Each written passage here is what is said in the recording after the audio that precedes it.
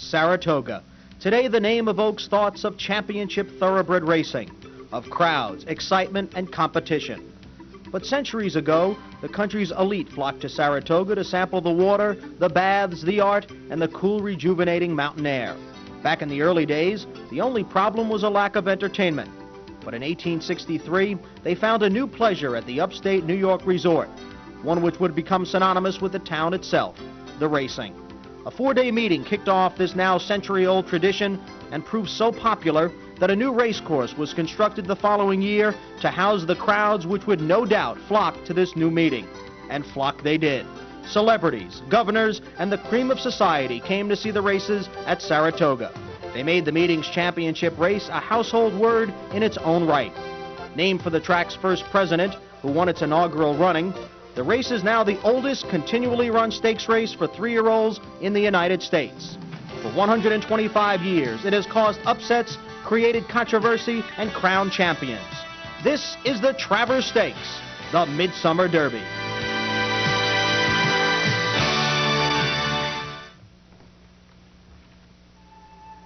The most memorable upset in Saratoga history occurred in the 1930 Travers, billed as a virtual match race between Triple Crown winner Gallant Fox and Which One.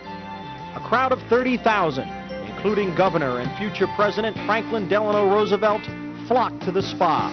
The race was so popular that some abandoned their automobiles up to 2 miles away to walk to the track. The favorite in the field of 4 was Gallant Fox at 3-5. Which One, a winner of 3 stakes at the meeting, was second choice at 7-5. The field was rounded out by Sun Falcon at 30-1 and Jim Dandy, the 100-1 outsider. From the start, the 2 favorites engaged in a speed duel with Sonny Workman on Which One on the rail and Earl Sandy aboard the favorite on the outside.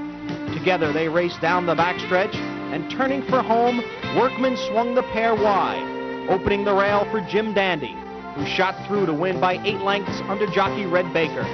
Jim Dandy went on to race until 1939, and though he had little success on the track, his impact on the Travers and on Saratoga would echo through the years. Man of War had a great impact on racing too, winning the Travers in 1920. He may have been the most famous horse to do so, for the only Triple Crown champion to capture the race was Whirlaway in 1941. But in the decades that followed, Saratoga played host to a parade of champions. In the 1950s, it was the Gray Ghost, Native Dancer, who lost just 1 race, the Kentucky Derby. Native Dancer was tremendously popular, partly because of his visibility. He was easy to follow on the black and white sets of the day, and when viewers tuned in for the 53 Travers, they saw a typical performance. After taking command on the turn, he drew off to a 5.5-length victory. Like Native Dancer, Gallant Man also lost the Kentucky Derby, but his defeat became infamous as Bill Shoemaker misjudged the finish line. In the Travers, number 2 Popcorn was the unlucky horse, stumbling and falling at the start. But no one was going to beat Gallant Man that day. His half-length victory was a handy one under mile urging by Shoemaker, and his time of 2 minutes and 4 seconds was described as sensational over a deep and resurfaced racetrack. Hall of Fame trainer Elliot Burch saddled 4 Travers winners in a 13-year span. He started his run with Sword Dancer in 1959. That was followed by Quadrangle in 1964, then Arts and Letters in 1969, and finally Key to the Mint in 1972. Burch's first Travers victor, Sword Dancer, was also his first champion. Owned by the Brookmead stable, Sword Dancer was champion 3-year-old and Horse of the Year in 1959. 3 years later, Burch was offered the job as trainer of Paul Mellon's Rokeby stable. And in 1964, he won his first of 3 Travers for Rokeby with Quadrangle. Over a sloppy racetrack, a tiring but determined Quadrangle was able to hold off Knightly Manor to win by a half-length.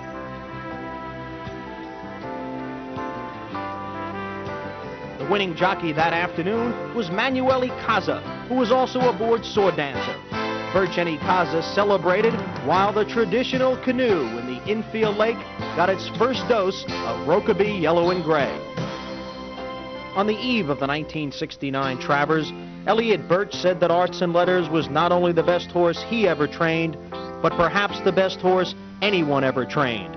So well regarded was he when he came into the Travers that Arts and Letters was sent off at 1-5, and he had no trouble handling his 4 opponents with Braulio by Isa aboard. Like Quadrangle before him, Arts and Letters had failed in the Derby and Preakness, but the Belmont kicked off a string of stakes victories which earned him Champion 3-year-old, Handicap Horse, and Horse of the Year honors in 1969. He remains the last national champion to win the Travers. Coming into the third Saturday in August of 1972, Burch was again on a roll. He had already won the Whitney with Key to the Mint and the Alabama with Summer Guest. The Travers was next, and Burch, Baeza, and Mellon combined to win it with Key to the Mint. The victory helped propel him to 3-year-old honors. He would be Burch's last Travers winner.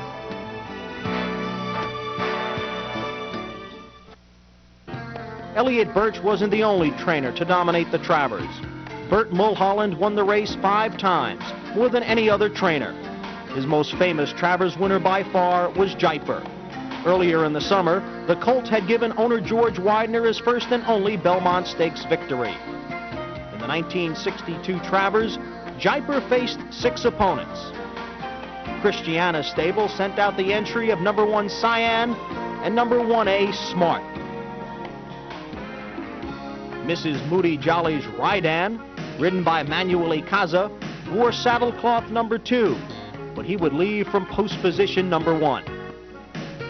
The favorite Jaipur, odds on and ridden by Bill Shoemaker, was number 3 and broke from post position 2. Number 4 in the field was Military Plume, with Johnny Sellers in the irons. There was a filly in the 1962 Travers, and that was Sakata, number 5, with Bobby Ussery up. Number 6, and rounding out the field, was the longest shot on the board, Flying Johnny. There were 7 horses in the field, but Rydan and Jaipur were certainly the class, as Leroy Jolly remembers. Well, they were both very, very talented horses, and you know, they were actually, I think, probably standouts in the field as I remember it. Saikata ran in the race, who was a very, very good filly and had run a very good race in the Florida Derby that winter. Rydan beat her a nose or a head or something, but by the time we got into the middle of August and the Travers, why, Rydan and Jaipur were both very good horses that had accomplished a great deal, and they, at that time, I think, were pretty well standouts in the field. The scene was set for a great Travers, one that will be remembered for a long, long time. Well, it was a very exciting race, and you know, it was one of those things where you had 2 very, very good horses and 2 great jockeys, 2 very good horses, and they just locked up in one of those situations that you rarely ever see.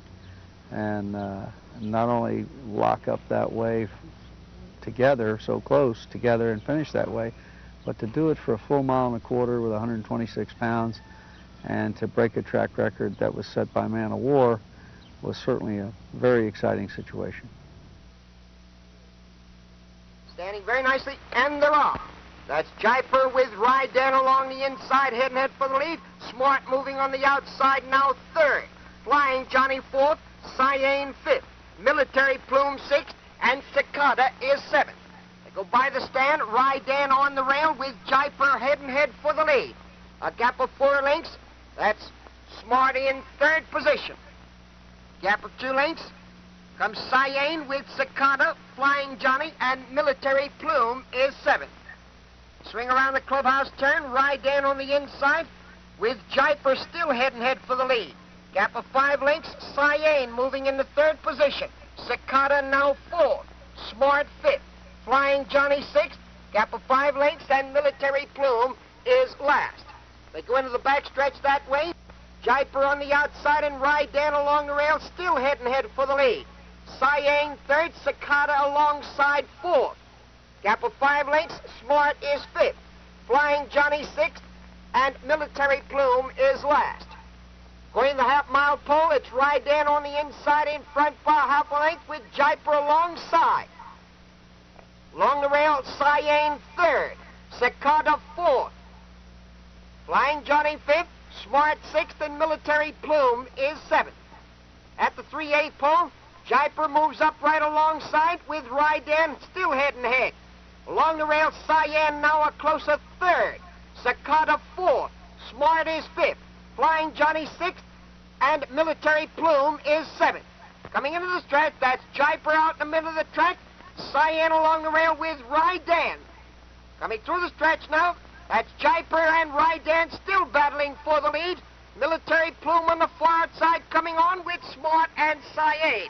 Now coming to the 16th pole, it's Jaipur and Rydan still battling head-and-head. And as they go over the finish line, it's a photograph for the win. Jaipur had prevailed over Rydan by a nose, but only the photo finish camera could separate the pair.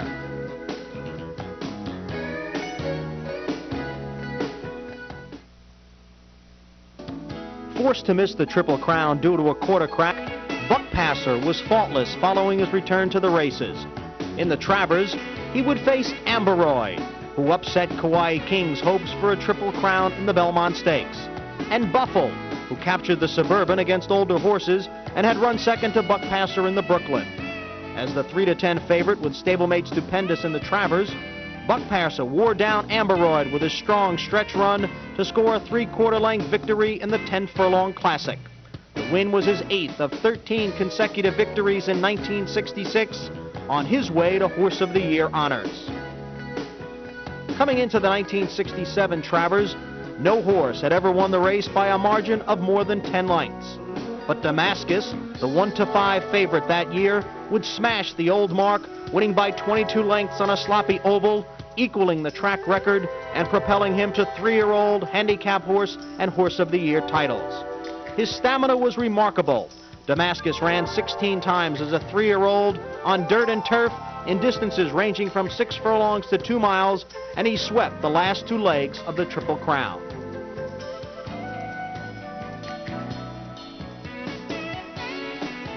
Cornelius Vanderbilt Sonny Whitney was one of 5 owners to win 3 or more Travers Stakes. In 1968, Whitney had Champion, and Champion had his racetrack. A typical Saratoga downpour the morning of the race left the track muddy, and Champion reveled in it. Wearing saddlecloth number 5, Champion came from off the pace, wore down Derby and Preakness winner Forward Pass, and captured the 99th running of the Midsummer Derby by a length and 3/4. Champion joined his sire Tompion and Fisherman as Travers winners for C.B. Whitney. Purchased for $600,000 at the 1973 Keeneland Summer Sale, Wajima, one of the last sons of Bold Ruler, was looking to become the first record-priced yearling to earn an Eclipse Award. He got off to a slow start in 1975, missing the Classics due to a splint, and trainer Steve DeMauro hoped to make up some ground in the summer and fall races. The plan worked. By July, Wajima was on a roll, sweeping 5 straight stakes en route to the 3-year-old championship. The easiest of those victories was the Travers, which he took by 10 lengths. Trainer Leroy Jolly had high hopes for Honest Pleasure in the 1976 Triple Crown races. He was odds-on in the Derby, but couldn't catch front-running Bold Forbes. He faded to 5th in the Preakness after a suicidal speed duel with the Derby winner. Honest Pleasure was looking for redemption in the Travers Stakes, and he got it. Dave Johnson picks up the call. Honest Pleasure has the lead by a length and 3/4. Here comes Dance Spell on the outside, second by a head. Quiet Little Table is third. Romeo on the inside is fourth. Majestic Light is fifth, and El Portuguese as they come to the 16th pole. Honest Pleasure holding on to the lead by 2.5. Romeo is second, and Dance Spell on the outside. It's Honest Pleasure in front. Honest Pleasure's 4-length victory over Romeo came in track record time of 2 minutes and a 1/5 for trainer Jolly and owner Bertram Firestone. Little did Saratoga racing fans know that the 77 Travers would foreshadow the famed Alydar and Affirmed matchup 1 year later. The 108th running of the Midsummer Derby lured a then record crowd of more than 35,000. The top three choices in the race, number 1 Silver Series, number 9 Jatski, and number 11 Run Dusty Run, all came to Saratoga from the Midwest in the absence of Triple Crown champ Seattle Slew. All three horses came out running with Silver Series in front, followed by Run Dusty Run and Jatski. As the trio entered the stretch, they were separated by less than a length. And now Run Dusty Run had a narrow lead over Jatski. And here's where the bumping began. As the slow motion video shows, Run Dusty Run, with Darryl McCarg aboard, bears out repeatedly through the stretch and continually bumps Jatski and Sam Maple. Run Dusty Run crossed the finish line first, but the stewards immediately posted the inquiry sign.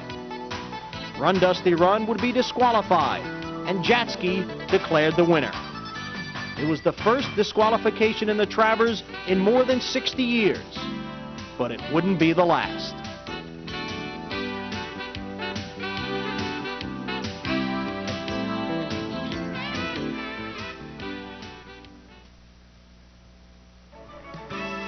Affirmed versus Alydar. It was perhaps the most memorable and dramatic rivalry in racing history. One that started early in their 2-year-old year and carried through the 1978 Triple Crown, forever linking their names. Heading into the Travers, Affirmed had won 7 of their 9 meetings. But John Beach thought his colt Alydar was ready to win the big one. I thought we had an excellent shot of beating Affirmed in the Travers. Alydar's race in the Whitney was brilliant. Running against J.O. Tobin, who was a crack 4-year-old, he really demolished him. He came out of the Belmont stronger than he went into the Belmont, I thought. His race at Arlington Park against very weak competition was also a very brilliant effort. So we were very, very pleased, and after watching Affirmed run in the Jim Dandy and seeing him kind of struggle against some horses that he'd beaten convincingly early in the year, I was very encouraged. And Alydar came up to the race in just in great order. Trained well, seemed to thrive on the environment of Saratoga. A record crowd of 50,359 turned out in perfect weather to see the race. Made even more dramatic when Affirmed's regular jockey, Steve Cawthon, hurt his knee and was replaced by Lafitte Pinkai Jr. Here's Chick Anderson's call. And they're off. For the lead. Shake, shake, shake on the inside. Nasty and Bold now. Affirmed is on the outside with Alydar. And they've passed the stands. Nasty and Bold along the inside. Affirmed on the outside. Those two are heads apart. Alydar is a very close third on the outside. Then back along the rail, Nasty and Bold. They move into the turn. The first quarter in a leisurely 24-1. And the leader along the inside, Shake, Shake, Shake by just a neck. On the outside, Affirmed is second, going under good restraint. Then 2 lengths back, now a length and a half, Alydar in third. And Nasty and Bold remains a very close fourth as they make their way down the back stretch. Affirmed on the outside, puts ahead in front. Shake, shake, shake. Alydar is along the rail, and he's moving up along the rail. And a half went at about the same, 48 seconds. The pace is still slow. Down the backstretch, Alydar will force the issue with Affirmed on the outside. It's Affirmed holding the lead by a head. On the inside, Alydar has the rail and will challenge him from that position. Then it's a gap of 2. Alydar suddenly has dropped back very suddenly and appears to be out of the race. Here's Nasty and Bold getting through. Alydar is back in stride once again. It is coming on again. On the turn, Affirmed, and Alydar will make a run at him on the outside in second. Nasty and Bold in third, and the trailer is Shake, Shake, Shake. 3/4 in 1:11 and 3, and they're in the stretch. In the stretch, Affirmed and Alydar on the outside. Affirmed on the inside, Nasty and Bold third down along the rail, but Affirmed continues to maintain control of the pace. It's Affirmed, and he has it by a length and a half. Alydar driving, can't catch him on the outside. Nasty and Bold is third. Everyone knew something had happened on the far turn, and the inquiry sign was posted, with Affirmed's number blinking. The tower camera on the turn shows what transpired. With Affirmed racing in front, Pinkai moved abruptly to the inside, dropping over on Alydar. This caused George Velasquez to check sharply and severely take up his mount. Alydar dropped back several lengths, and some of the onlookers, including Veach, thought he might have been injured. I was very concerned watching it happen because I was in a position where I really couldn't see the angle that I was looking at from, and I didn't know whether he looked as if he bobbled and then came up, and oftentimes when a horse does that, he's broken his leg. Alydar was okay, but the original order of finish was not. Affirmed's number was taken down, replaced by Alydar. The victory was bittersweet, and it remains so for trainer John Veach. It was a win, but not a win. It is, even to date, to think about, disappointing. I was younger then, but certainly have not lost my enthusiasm. But Alydar meant so much to me. He was my first love. You know, it's like your first kiss. And my first Derby horse, my first world-class horse, particularly as a colt. And I was so proud of him. And it was so exciting. The Triple Crown was exciting, but the Travers was going to be where Alydar justified himself. And to have it end that way, it was bitter then and bitter now. The queen of the 1979 racing season was Calumet Farms' Devona Dale, winner of the Filly Triple Crown, who was trained by John Veach. Despite losing the Alabama a week earlier, Devona Dale was sent off the Travers favorite. But Bert Firestone's General Assembly showed no respect for the opposition, male or female. This ground-level, slow-motion shot of the race shows General Assembly breaking well from the rail. The son of Secretariat, out of a native dancer mare, had a 3-length lead after 3/4 of a mile, and his lead increased at every pole. It was 6 lengths into the stretch, and at the wire, General Assembly had raced to a 15-length victory over Smartin. Private Account finished 3rd, and the filly Devona Dale settled for 4th.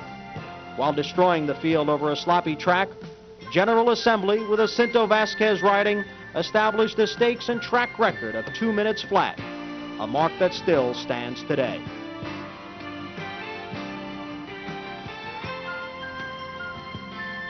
For Temperance Hill, the Travers represented opportunity, a chance to regain the stature he had lost since his stunning upset of Genuine Risk in the Belmont. Winless in 3 starts following his Belmont victory at odds of 53-1, Temperance Hill proved once again that he loved a distance of ground. In the early going of the Travers, he was far back, breaking last in the field of 9. But under Eddie Maple, Temperance Hill began to rally on the far turn. He had moved to the inside and was within striking distance at the 3/16 pole. With his strong, late-running style, Temperance Hill proved clearly the best, with First Albert finishing 2nd and the early pace-setter Amber passed 3rd. Victories in both the Belmont Stakes and the Travers helped springboard Temperance Hill to an Eclipse Award as the champion 3-year-old colt of 1980. Simply said, the 1981 Travers was contested over a quagmire. The track was sloppy, but the field was one of the strongest in years. It included a matchup fans had looked forward to since the Triple Crown races. Kentucky Derby and Preakness winner Pleasant Colony was to take on Lord Avey, the 2-year-old champion who missed the Triple Crown due to injury.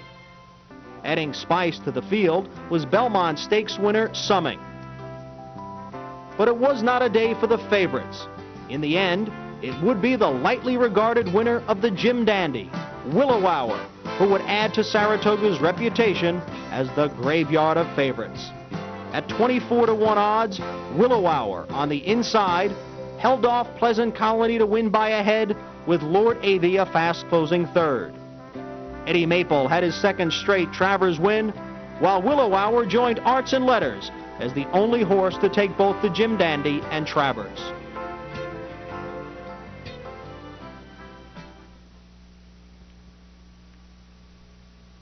For the second straight year, Saratoga and the Travers played host to a major upset. The Travers assembled the first ever meeting of the three winners of the Triple Crown. There was Gato del Sol, the Kentucky Derby winner. Aloma's Ruler, who missed the Derby and came back to win the Preakness. And Conquistador Cielo, winner of the Met Mile and Belmont Stakes in a 5-day span. He had recently been syndicated for a world record $36.4 million, but his physical condition was questioned when he came onto the track wearing front bandages. Here's Marshall Cassidy's call of the race. And they're off. On the far outside, as expected, Aloma's Ruler goes to the front. It's Conquistador Cielo moving up on the inside. They are going together past the stands, but Aloma's Ruler does have the lead by a half. Conquistador Cielo along the inside is right alongside. They will enter the clubhouse turn together. And right behind them, surprisingly, is Gato del Sol. Then it's Le Jolie in fourth, and Runaway Groom is fifth. The first quarter was run in a very fast 23 2/5 seconds. It's Aloma's Ruler on the outside, has the lead by about a half. Eddie Maple on Conquistador Cielo has a good hold. He's on the rail in second. He's letting Aloma's Ruler show the way. And Conquistador Cielo has about 4 lengths on Gato del Sol. Then it's Le Jolie and Runaway Groom. The long shot remains in fifth. The half, still a very, very fast pace. It's 46 2. Aloma's Ruler on the outside continues to lead. And Conquistador Cielo is only inches behind as they approach the far turn. About 4 back is now Le Jolie gaining on the rail, moving into third. And Gato del Sol is back into fourth. Aloma's Ruler on the outside. Conquistador Cielo on the rail. They are heads apart, 3/4, 10 3. Conquistador Cielo, Aloma's Ruler, they remain together. They have 3 on Le Jolie, but Le Jolie is making up lots of ground there at the top of the stretch. The mile in 35 4. Aloma's Ruler stays in front. Along the inside, Conquistador Cielo. And now Conquistador Cielo puts ahead in front. Aloma's Ruler on the outside is second. And Runaway Groom from Canada moves up. Runaway Groom alongside the inner 2. Those 3 to the wire. Runaway Groom, Aloma's Ruler, Conquistador Cielo, Runaway Groom in front. The lightly regarded Runaway Groom came down from Canada to post the surprise. With Jeff Bell in the saddle, Runaway Groom stunned the crowd at odds of almost 13 to 1. The infield canoe now had a distinct Canadian flavor. Racing fans of all ages have always enjoyed the splendor and the beauty that is distinctly Saratoga.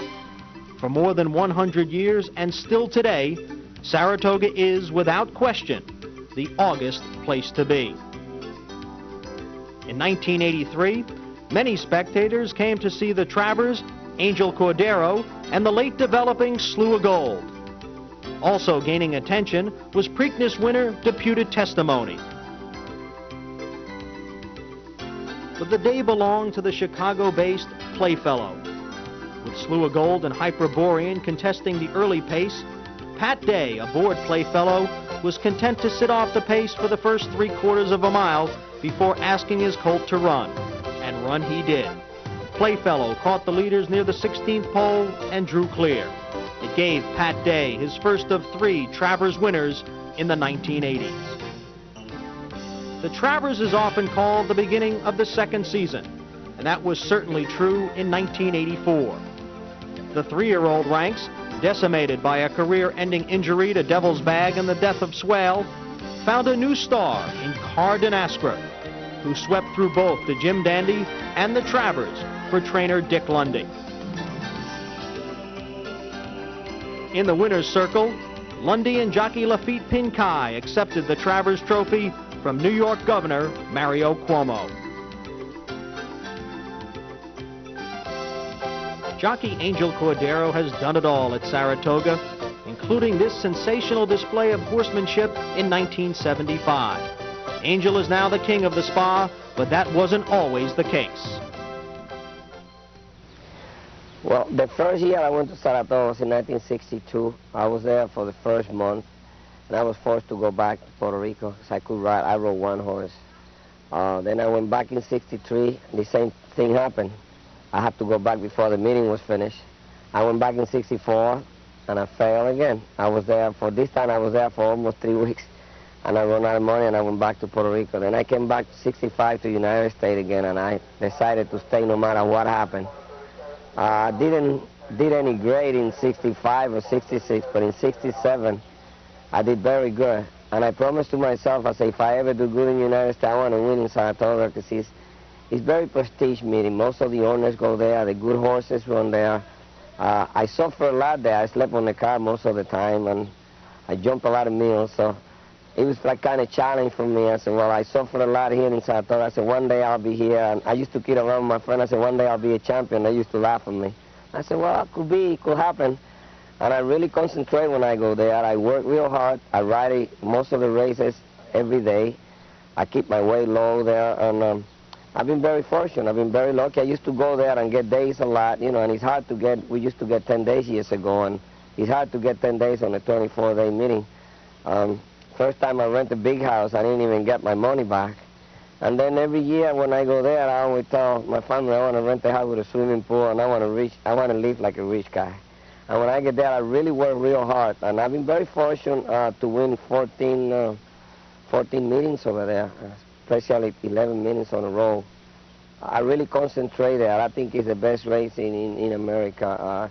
I don't think it's any other place like Saratoga. As Cordero guided Chief's Crown into the starting gate for the '85 Travers, it seemed hard to believe he had yet to win Saratoga's most prestigious race. Early in the year, it looked as if he would have a good shot, for Cordero was the rider of Spendabuck, leader of the 3-year-old division whom he had ridden to victory in the Kentucky Derby. But Spendabuck passed up the Travers in favor of the Monmouth Handicap, which he won by a nose that same day. Cordero elected to stay with Chief's Crown for the race that meant so much to him.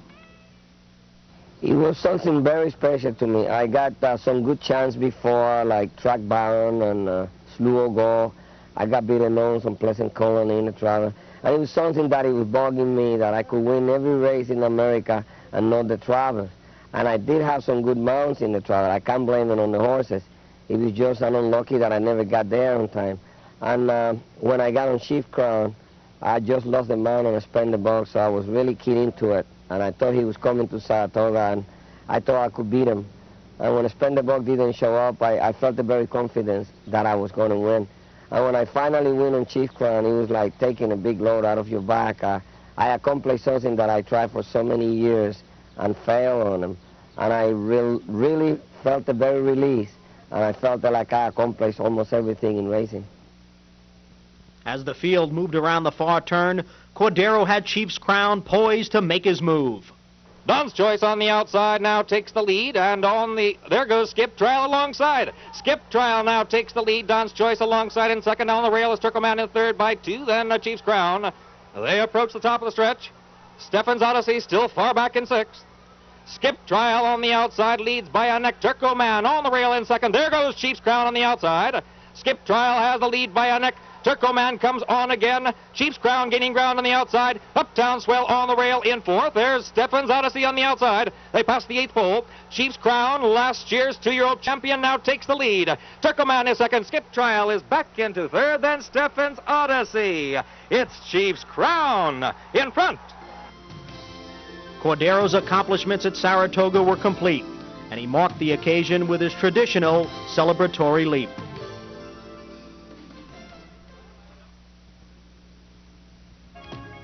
Whatever the weather conditions, the sun always shines on someone in Saratoga, especially around Travers time. And in 1986, everything came up roses for young trainer Phil Gleaves. He took on his longtime mentor, Woody Stevens, the man who saddled 5 straight Belmont Stakes winners. Oddly enough, Stevens had never won the Travers, but he looked to end that drought with Danzig Connection, who gave Woody that 5th Belmont just a few months earlier. Gleaves, meanwhile, countered with Wise Times, whose late kick in the final strides enabled him to capture the Haskell at Monmouth, defeating Danzig Connection and Personal Flag. The Travers showdown between the teacher and the student was set, and on a sloppy racetrack, Wise Times reaffirmed his Haskell victory, once again coming from off the pace. He wore down Broadbrush in the last 16th of a mile to nail down the victory. Broadbrush would be disqualified and placed 4th for interfering with Personal Flag in the stretch. Jockey Jerry Bailey, covered with mud from head to toe, was all smiles after the race, having nailed down his first Travers win.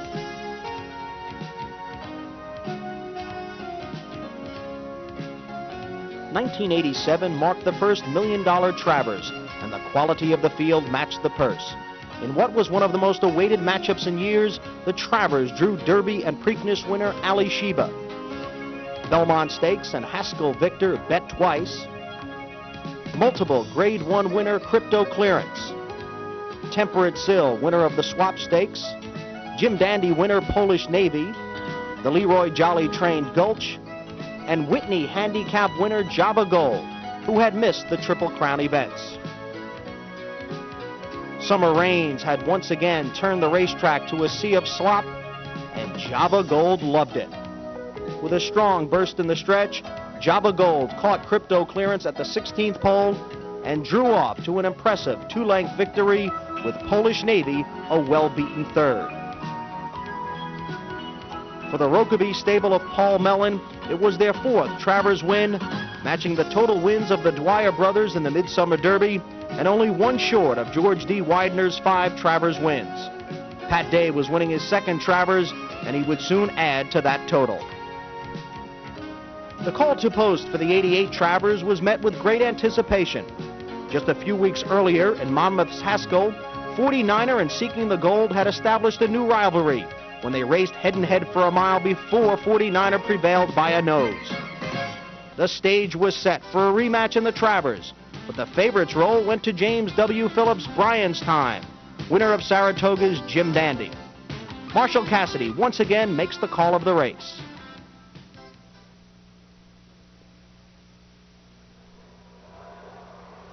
Darrell.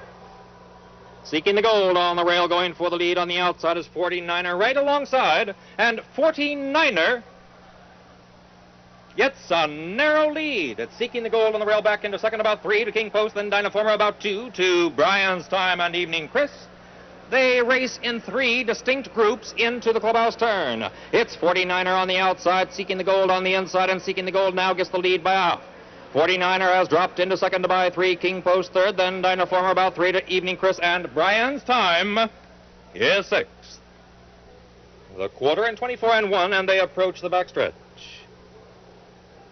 Now Dynaformer moves on the outside of 49er and Seeking the Gold, and those 3 are across the track. They have a length and a half on King Post, 4th by 3, then Evening Chris and Brian's Time down the backstretch. And now it's 49er getting the lead again by half. Dynaformer on the outside is second by about a length, and King Post is moving into 3rd. Seeking the Gold on the rail has dropped into 4th. The half and 48 and 3, they continue down the backstretch. 49er leads by a neck, Dynaformer on the outside, second by a length. Farther out is King Post in 3rd by a half. Seeking the Gold remains in 4th on the rail by 2, then Evening Chris and Brian's Time as they round the far turn. 3/4, 13 and 1. 49er leads by a neck, Dynaformer on the outside, second by 2. Brian's Time has moved up on the inside of Evening Chris. Seeking the Gold remains on the rail. They're at the top of the stretch. The mile 37 and 4. 49er has the lead on the outside. Here comes Brian's Time farther out. Evening Chris on the rail is Seeking the Gold. They're at the 8th pole. 49er leads clearly by 2. Seeking the Gold moves into second on the outside. Brian's Time, Seeking the Gold gaining ground on the outside of 49er. Moves 3 past 16th pole. It's Seeking the Gold and 49er to the wire. Seeking the Gold and 49er on the inside. The Travers was a virtual rerun of the Haskell, with Claiborne Farms' 49er besting Ogden Phipps's Seeking the Gold by a nose. And jockey Chris McCarron had ridden a perfect race when perfection was needed. In the winner's circle was Hall of Fame trainer Woody Stevens. He finally got the one race that had eluded him for so many years, the Midsummer Derby. The large crowd that gathered at Saratoga for the '89 Travers came to see the horse that had put it all together, Easy Goer. He was indeed New York's horse. After suffering a disappointing loss at the hands of Sunday Silence in the Derby and a bitter nose defeat to that same rival in the Preakness, Easy Goer was on a roll. He thrashed his arch enemy in the Belmont Stakes by 8 lengths and was coming into the Travers off an easy score in the Whitney Handicap just 2 weeks earlier. His 5 opponents in the mile and a quarter Travers were no match for the powerful son of Alydar as he flew down the stretch to post a workmanlike 3-length victory over a stubborn, clever Trevor. Easy Goer became the 26th horse to capture the Belmont Travers double and just the 4th horse to win both the Whitney and Travers the same season, joining Key to the Mint, Alydar, and Javagold. He also gave owner Ogden Phipps his 2nd Travers trophy, while Pat Day was winning his 3rd Midsummer Derby of the decade.